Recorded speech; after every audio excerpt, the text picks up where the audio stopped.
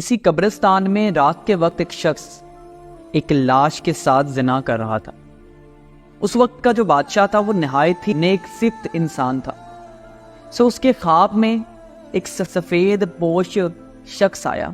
آ کے بادشاہ کو حکم دیا کہ فلانے قبرستان میں ایک شخص اس گناہ کا مرتکب ہے، جاؤ اس کو پکڑ کر لاؤ اور اپنے دربار میں مشیر خاص کے عہدے پہ فائز کر دو۔ بادشاہ نے اس کی وجہ جاننی چاہی تو خواب ٹوٹ گیا، وہ سوچ میں پڑ گیا۔ بہرحال اس نے اپنے سپاہی بھیجے اس مقام پر، تو وہ شخص واقعی ہی اس گناہ میں مبتلا تھا۔ سپاہیوں کو دیکھ کے بندہ بھوکلا اٹھا، اس کو لگا کہ آج میری موت طے ہے، لیکن جیسے ہی وہ دربار میں پہنچا تو اس کو مشیر خاص کے عہدے پہ بٹھا دیا گیا۔ دوسری رات بادشاہ کو پھر خواب آیا اور وہی سفید پوش شخص اس کے خواب میں دوبارہ آیا، تو بادشاہ نے فوراً ہی وجہ پوچھی کہ ایک زانی کو اس عہدے پہ فائز کرنے کی کیا وجہ ہے۔ تو اس سفید پوش شخص نے یہ کہا کہ اللہ تعالیٰ کو اس بندے کا گناہ سخت ناپسند آیا،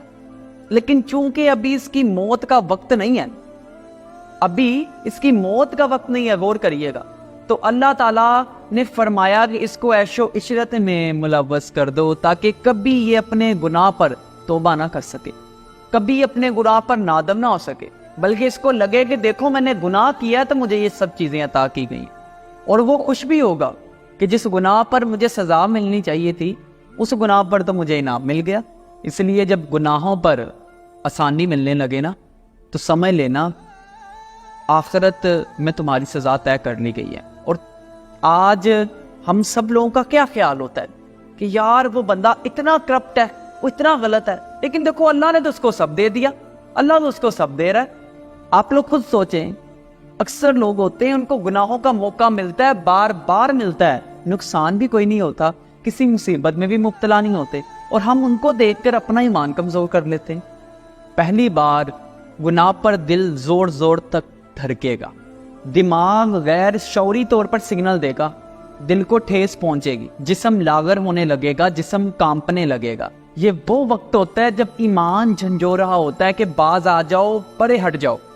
لیکن جب دوسری باری آئے گی تو اس چیز میں کمی ہونا شروع ہو جائے گی،